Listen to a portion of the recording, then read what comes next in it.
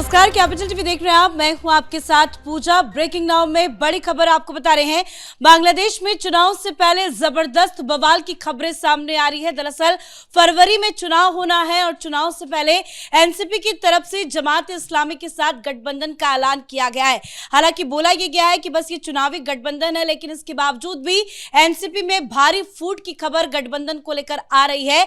30 नेताओं ने एक साथ इस्तीफे का ऐलान भी कर दिया है। चेतावनी और धमकी दी गई है। साथ ही कई नेताओं के इस्तीफे की भी खबर बांग्लादेश से सामने आ रही है। तो चुनाव से पहले क्या कुछ चल रहा है, तमाम अपडेट आपको बताएंगे। मेरे साथ जुड़े हुए हैं कैपिटल टीवी के editor in chief doctor Manish Kumar. Sir, गठबंधन को लेकर जमकर बवाल एनसीपी के अंदर है, क्या कुछ चल रहा है?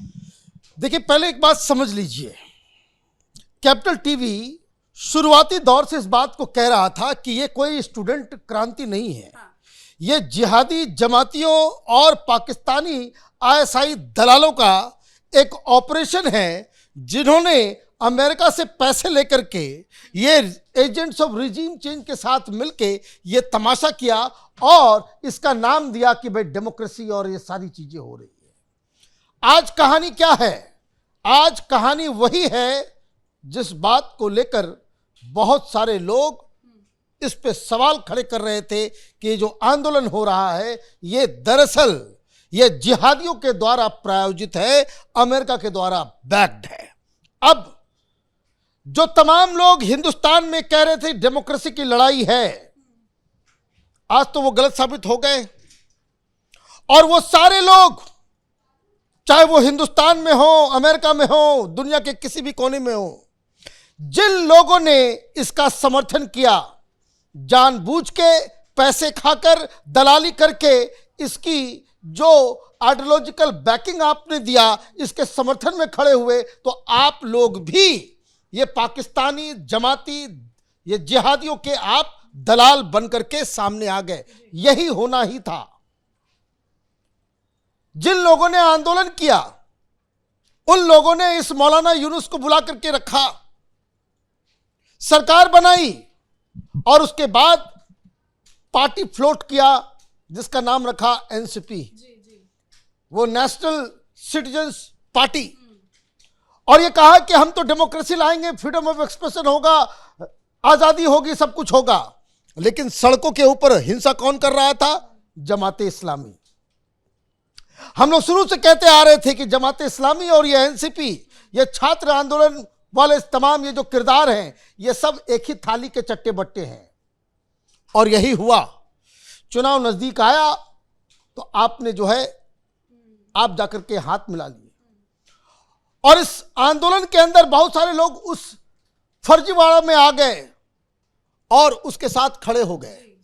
और जब इनको इनका सही असली चेहरा सामने आया कि आप तो जमातियों, जिहादियों, टेररिस्टों, आतंकवादियों के साथ आप खड़े हो गए जो बांग्लादेश के दुश्मन हैं, तो अब ये इस्तीफा दे रहे हैं। तो चुनाव से ठीक पहले 30 बड़े बड़े लीडर और बहुत सारे कार्यकर्ता तो ऑलरेडी चले गए।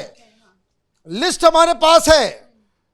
डॉक्टर तस्मीम ज़ारा, ये सेक्रेटरी एनसीपी की, उसने इस्तीफा दे दिया। तंजुवा जुबीन, उसने भी कर दिया, ये भी सेक्रेटरी हैं, ज्वाइंट कन्वेनर हैं ये। मीर अशरफुल हक, मेंबर सेक्रेटरी, इसने भी इस्तीफा दे दिया। सैफ मुस्तफिज, इसने भी इस्तीफा दे दिया। मीर अफसरुल हक, इसने भी इस्तीफा दे। ये सब बड़े बड़े लोग हैं, ये पूरी लिस्ट है। क्यों दे रहे हैं? क्या कह रहे हैं? ये कह रहे हैं कि भाई ये जमात के साथ तुमने क्यों हाथ मिला लिया? हम तो डेमोक्रेसी लाने के लिए, फ्रीडम ऑफ एक्सप्रेशन लाने के लिए, रिलीजियस और माइनॉरिटीज को अधिकार मिले सबको, उसके लिए हम जद्दोजहद कर रहे थे। हम तो तानाशाही के खिलाफ। लेकिन आप तो जाकर के उस एलिमेंट्स के साथ हाथ मिला लिए कि जिसका इतिहास ही पूरा काला अध्याय है। ये जमात इस्लामी क्या है? ये पाकिस्तानी दलालों का संगठन है। ये जमात इस्लामी जब बांग्लादेश की आज़ादी 1971 में हो रही थी, ये पाकिस्तान की तरफ से लड़ रहे थे, रेप कर रहे थे, हत्याएं कर रहे थे, सबटाज कर रहे थे। ये उस समय पाकिस्तान के साथ खड़ा था ये जमात इस्लामी बांग्लादेश वाला। जमात इस्लामी पाकिस्तान में भी है, जमात इस्लामी बांग्लादेश में भी है और जमात इस्लामी हिंदुस्तान में भी है। सब एक ही थाली के चट्टे बट्टे हैं, ये सब एक ही थाली के चट्टे बट्टे हैं, कोई फर्क नहीं है इनमें। और उसके बाद ये अभी जो तमाशा हुआ, जिसको ये लोग कहते कि जुलाई क्रांति, तो जुलाई क्रांति में ये जो लोगों को काट रहे थे, हिंदुओं को काटा जा रहा था, वहां पे आगजनी हो रही थी, जो हिंसा, ये सब जमात इस्लामी वाले कर रहे थे। उस समय आप कह रहे थे कि हम उसके विरोध में हैं, हम हिंसा नहीं चाहते, हम तो सत्ता परिवर्तन चाहते हैं, डेमोक्रेसी चाहते हैं, इलेक्शन चाहते हैं, ट्रांसपेरेंसी चाहते हैं। तो अब वो कहते हैं ना, रंगे सियारों का जो है चेहरा सामने आ गया। मतलब शुरुआती दौर से ये तथाकथित स्टूडेंट मूवमेंट, स्टूडेंट क्रांति, ये दरअसल ये जमात पाकिस्तान और इस तरह के आतंकियों और जिहादियों के द्वारा प्रायोजित था। लेकिन सर अब इसका अंजाम क्या नजर आ रहा है? क्या दो गुट में बट जाएगा ये एनसीपी? देखिए, बहुत सारे लोग तो बीएनपी में जा रहे हैं, बहुत सारे लोग इंडिपेंडेंट लड़ रहे हैं, एक धड़ा और भी अलग हो गया। ये सब सत्ता के लोलुप हो गए ना। अचानक से इन लोगों ने हिंसा करके शेख हसीना को बाहर कर दिया। अब इन लोगों को लग रहा है कि बहुत बड़े फन्ने खां बन गए और वहां की जनता जो है वो परेशान चल रही है। जिस तरीके से बीएनपी के आने से वहां पे माहौल बदल गया, 50 लाख लोग जो है सड़कों पे आ गए इनसे त्रस्त होकर के, इन्हीं जमातियों से, इन्हीं एनसीपी, इन्हीं गुंडे मवालियों के वजह से जो लोग जो है वो बीएनपी का जो है वो सब कुछ ऊपर चला गया। अब जब इनको लगा कि भाई अब तो हार जाएंगे, पब्लिक ने हमें पकड़ लिया, पब्लिक को बातें समझ में आ गई, पब्लिक ने हमारे असली चेहरे को समझ लिया, वो सब बीएनपी के पास जा रहे हैं, तो हम चुनाव हार जाएंगे तो क्या करें? तो अपने डैडी से हाथ मिलाते हैं, जिसने तुम्हें जन्म दिया, जिसने तुम्हें फाइनेंस किया, जिसने तुम्हें सारी पीछे से बैक करके ये आंदोलन करवाया, उसके पास ये लोग चले गए। अब जैसे वो लोग के पास गए, सबसे पहले महिलाएं सब खड़ी हो गई कि जमात इस्लामी तो वहां, अभी देखिए ये कौन, जो स्टूडेंट, छोटे छोटे बच्चों के ऊपर तुमने पत्थर चलाया, चुल्लू भर पानी में डूब मरो। बांग्लादेश के अंदर में कोई कंसर्ट नहीं हो सकता, कोई गाना बजाना नहीं हो सकता, ये कौन लोग हैं? ये जमात के लोग हैं। तो जमात इज इक्वल टू एनसीपी। तो ये जमात के साथ खड़े, और हिंदुस्तान में भी देखिए, हिंदुस्तान में वो पॉलिटिकल पार्टीज जो जमातियों के तलवे चाटती है, वही सब ये कह रहे थे कि बांग्लादेश के जैसा हिंदुस्तान में सब एक ही थाली के चट्टे बट्टे हैं। ये बड़े बड़े पत्रकार, ये यूट्यूब के ऊपर ज्ञान देने वाले रवीश कुमार, ये सारे लोग, आइदर तो तुम लोग मूर्ख हो कि जिनको ये बात समझ में नहीं आ रही थी कि वहां इस्लामिज्म, इस्लामिस्ट जमाती आईएसआई वहां पे एक्टिव हो रहा है, ये समझ से दूर तुमने ये कह दिया कि वहां पे इनकलाब आ गया है, वहां क्रांति आ गई है। तो क्रांति जो है उसकी भ्रांति टूट गई।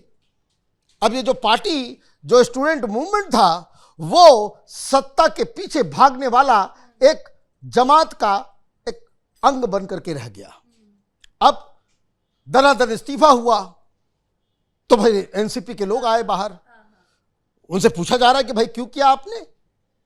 क्योंकि सारे लोग यही आरोप लगा रहे हैं कि भाई इस्लामिज्म लाने के लिए नहीं, यहां शरिया का कानून लाने के लिए नहीं, यहां पे जो है माइनॉरिटीज को मारने के लिए, महिलाओं के हुकूक को जो छीनने के लिए हमने राजनीति ये सब नहीं किया था, ये जमात की आइडियोलॉजी है। तो अब ये कह रहा है कि नहीं नहीं नहीं, सिचुएशन बदल गया है। सिचुएशन इसलिए बदल गया है क्योंकि हमको तो लड़ना है, और जमात के साथ अगर हम हाथ नहीं मिलाएंगे तो फिर जो जिन लोगों के पास पहले सत्ता था, वो जो हादी के जो मर्डर हुआ है, वो, अरे भाई हादी में भी जमात का नाम आ रहा है। ये हादी के पूरे खेल में वो जमात का नाम आ रहा है, तो जमात वाले क्या कर रहे हैं? तो एनसीपी और जमात का जो ये जो गंदा कॉकटेल बना है, उससे 3-4 चीजें एक्सपोज हो गई। एक कि ये शुरुआती दौर से जिहादियों, जमातियों और इस्लामिस्टों का ये आंदोलन था। नंबर 2, इसके मर्जर से, इसके अलायंस से एक बात बिल्कुल साफ है कि इन लोगों का पत्ता जो है साफ हो गया है। क्योंकि बीएनपी को जिस तरीके से वहां पे समर्थन मिल रहा है और जो जानकारी आ रही है कि आवामी लीग के लोग भी ये चाह रहे हैं कि नहीं बीएनपी को इस बार जिता दो, फिर बाद में देखा जाएगा। तो ये मुझे लग रहा है कि एक बहुत बड़ा बदलाव लोग रियलाइज कर रहे हैं और हिंदुस्तान में वही ये जो पीएफआई के तलवे चाटने वाले, एसडीपीआई के साथ चोरी चुपके हाथ मिलाने वाले, ये जमातियों इस्लामिस्टों के साथ हाथ मिलाने वाले, ये बांग्लादेश में ये जो जिहादियों का ये जो तमाशा हुआ उसके साथ जो लोग खड़े थे, तो आप देखिए कि फुल सर्किल हो गया है। और ये मुझे लगता है कि ये जो टूटी है एनसीपी, जिस तरह से दनादन इस्तीफा हुआ है और खुले रूप से ये कहा जा रहा है कि ये तो हम करने नहीं आए थे जो आप लोग कर रहे हो, ये बांग्लादेश की आम जनता के लिए वो एक खुशखबरी है। धन्यवाद सर जानकारी के लिए। तो फरवरी में चुनाव है, चुनाव से पहले एनसीपी और जमात इस्लामी का गठबंधन, जिस वजह से एनसीपी के अंदर जबरदस्त बवाल, दो फाड़ में एनसीपी बट गई है, कई नेताओं का इस्तीफा भी सामने आ चुका है। इस खबर में इतना ही। देखते रहिए कैपिटल टीवी। नमस्कार।